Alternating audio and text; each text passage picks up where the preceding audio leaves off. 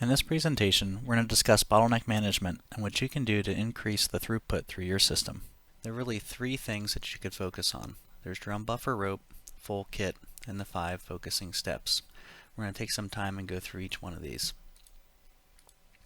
Starting with drum buffer rope, this is all about synchronization and never letting your bottleneck starve for work. Remember that any time lost on your bottleneck is time lost on the entire system. The drum.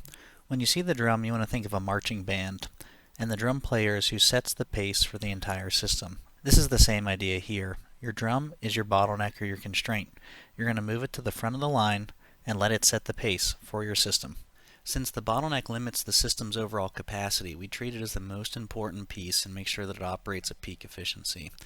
This approach keeps the entire system in sync with the bottleneck and prevents any chaotic push of materials that would overwhelm the bottleneck, slow it down, and lead to more inefficiencies. Ideally, you get to a point where the most expensive part of the system becomes the bottleneck, and in healthcare it's usually your providers. In this case, the drum will set the rate at which patients are being seen and dispositioned, and you're aiming for a steady and consistent flow. Next we have the buffer. This acts as a safety net to prevent any disruptions. It's like having a cushion to absorb any unexpected variations. The buffer will prevent the bottleneck from running out of work, remembering that every lost minute on the bottleneck is never regained and costs the system. The buffer is a small reserve of materials or work in process that's kept right before the bottleneck to ensure that it never runs out, and also ensure that system fluctuations don't affect throughput through the bottleneck. Remember, if the bottleneck goes idle, the entire system's output suffers. So this removes any downtime on the bottleneck service. And the rope. The rope is essentially a signaling method. It's to ensure that the bottleneck is never starved for work and the buffer is always full. So as material or work in process is consumed in front of the bottleneck with inside the buffer, the rope ensures that they're constantly replaced and that the buffer stays replenished. Alright, so let's review drum buffer rope. Drum buffer rope outlines the physical system changes we need to maximize our bottleneck resource. First, we allow the bottleneck to set the system pace, remembering that our system can't go faster than our bottleneck anyway. Any over-processing we do will lead to multitasking or overload.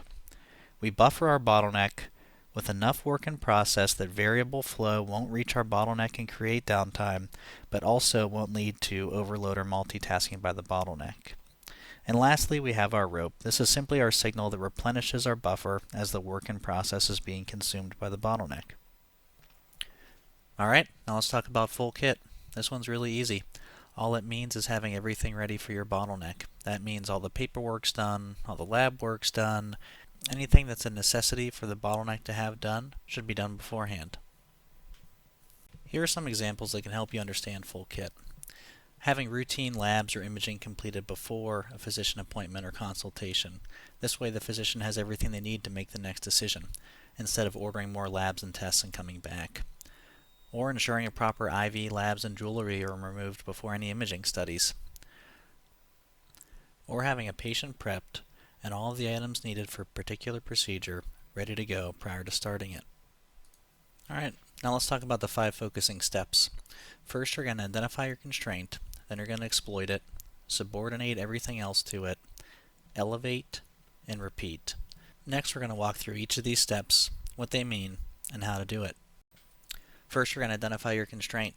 Sometimes these are very intuitive and they're already known. If you're not sure, you can complete a current reality tree and find out what the holdup is in your system, or you can look at cues. The way to look at cues is to pick a slow day and look and see where things build up in your process. Things that have cues built up in front of them, they're your bottlenecks. The next thing you want to do is exploit your constraint. Very oftentimes, constraints have a significant amount of hidden capacity, and this will help unlock it. Exploiting the constraint means making the best use of its available resources. So this would mean streamlining the workflow of the bottleneck, removing any redundant work, improving staffing, minimizing downtime. This would also be where you would want to apply your full kit process and your drum buffer rope. And the next thing you're going to do is subordinate to the constraint. What this means is you're going to limit work to only work that the constrained resource can do, and you're going to move all of its other work to non-constrained resources, remembering that this is the part of your system that's the flow governor of your entire system.